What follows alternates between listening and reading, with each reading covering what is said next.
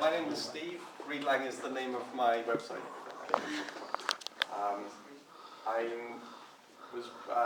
I'm a software engineer, much more than a linguist or a language learner. And a year and a half ago, I wanted to start my own website. I wasn't sure exactly what, but I was living in Madrid. I still am actually, and I was not happy with the progress of my Spanish. So I thought the perfect project for me would be a language learning project, because I wanted to force myself. I was actually trying to struggle through novels in Spanish every night, and I thought if I had a website to do this, then it would get me thinking every night about ways to improve it, with things to fix, and it would be a nice combination.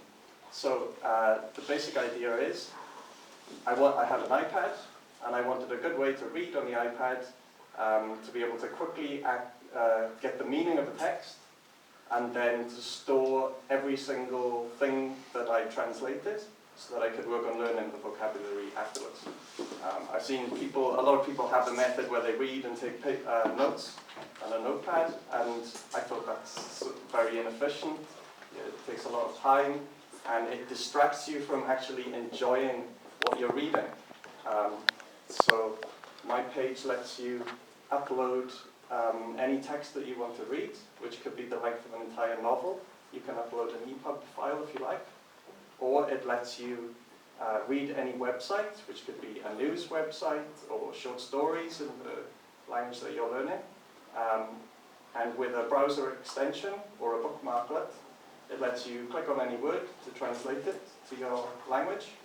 It lets you drag across a whole phrase to translate a short phrase to your language.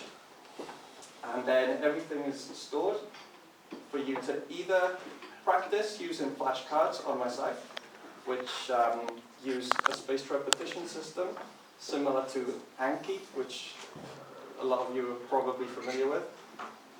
And one benefit of it is that, as well as the individual words and phrases, it stores the whole context sentence around it.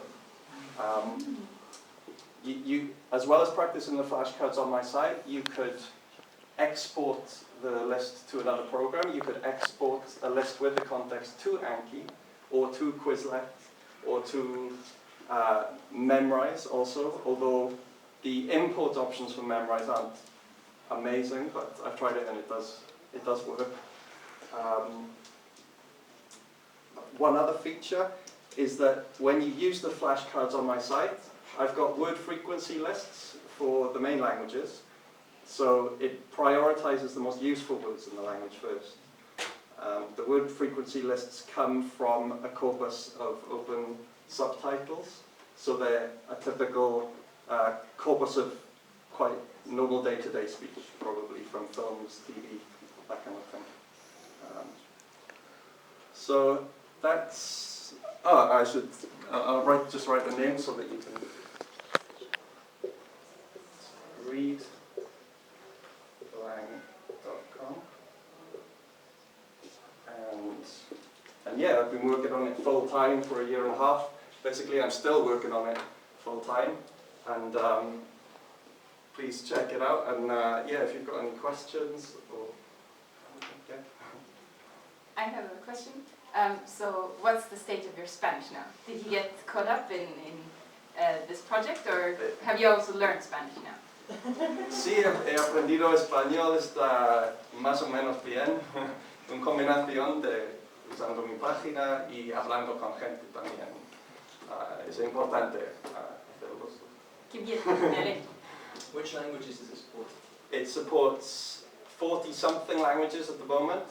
The inline translations use Google Translate as the basis, and it's also got a sidebar which you can customize to be an online dictionary of your choice. And I add languages as people ask. Every single one of the languages there is because somebody's requested it. So after this conference, I've been requested Esperanto, so that'll be going on there in the next few days. How do you handle the parsing with Asian languages? With Asian languages, they're a bit tricky. Chinese, Japanese, and Thai, because they haven't got spaces between the words. Yeah. So in all the other languages, you click a word and the whole word translates. In those languages, you have to select the characters that make up the word or phrase yourself. Yeah, you mentioned this high frequency list. Like a couple years ago when I came across these studies that you can actually understand 95% of a language by just understanding 2,000 words, respectively like 98% of the language by using 3,000 words.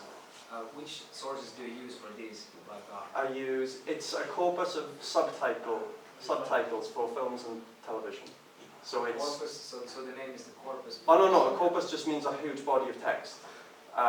So it's a lot of subtitles from films, which are analysed to see which words come most frequently.